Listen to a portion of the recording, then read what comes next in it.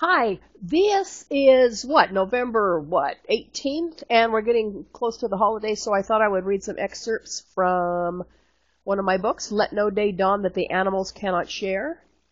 I'm going to read excerpts. I'm going to leave you hanging on all of them, so know that up front, because I want you to buy the book. This one is about baby green tree frogs.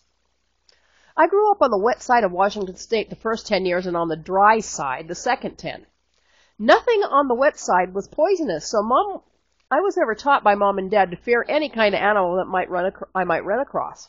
I was an avid collector of garter snakes, frogs, toads, cocoons, bird nests, and anything else I could get my eager little hands on. One time, about age 3, I ran across a vast migrating herd of baby green tree frogs. They were accumulating exponentially near our front yard, still too little to easily negotiate the 6-inch cement curb that ran the length of the driveway. I spotted them and clapped my hands together with glee, then grabbed one of Mom's empty 3-pound coffee cans from Dad's workshop. I filled that coffee can to the rim with tiny green tree frogs. Totally tickled at my abundant wealth in tree frogs, I ran triumphantly into the house to show Mom. As luck would have it, Mom was in the farthest reaches of the house, in their bedroom, making the bed. I raced in, sang out, "Mommy, look what I got," and fell flat out on the rug, tummy down, coffee can out. Well, there were 20 gazillion, Mom counted the ones she could catch, so I know, baby green tree frogs all over the room in the time it took us to cry, "Oh no!"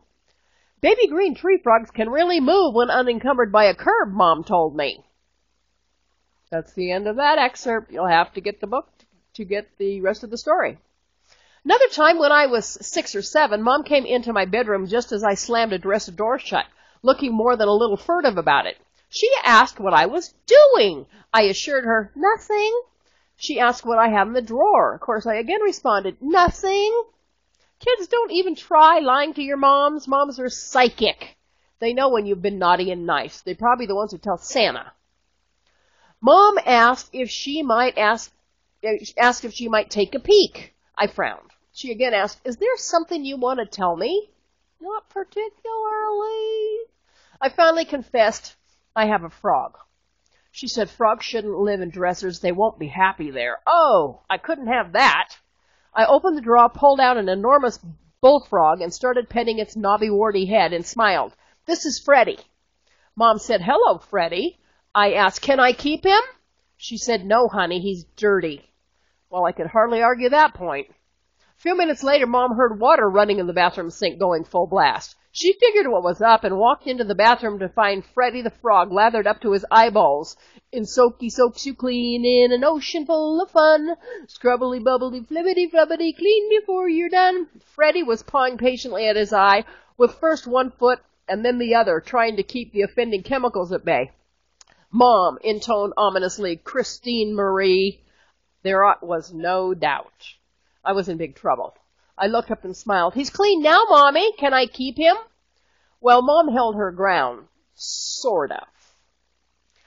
She told me that frogs wouldn't be happy having to be clean all the time and that Freddie deserved to have a happy life, didn't he? I nodded sadly. She said, "Tell you what, let's turn that old bathtub in the horse pasture over on its side. You can put a little water in there and bring in some sand and dirt and grass to try to make it as much like Freddie's home as you can. But if you do a really good job, he might decide to stay. And then we'll know he's happy, and then it'll be all right to have him as a pet until he decides to leave. Okay?" Okay, I was delighted. Dad helped me roll the tub onto its side, and I went down to the swamp and studied Freddie's natural habitat carefully, bringing back bits and pieces of everything I thought he would need to be a happy frog. I worked my little butt off carrying leaves, lily pads, rocks, even some algae. Then I put Freddie in there, told him good night, and hoped he'd be happy and stay put.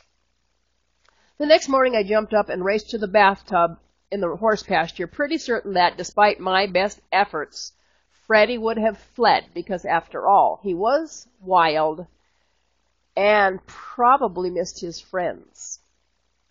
If you want the rest of that story, you'll have to buy the book. It's one of my niece's favorites.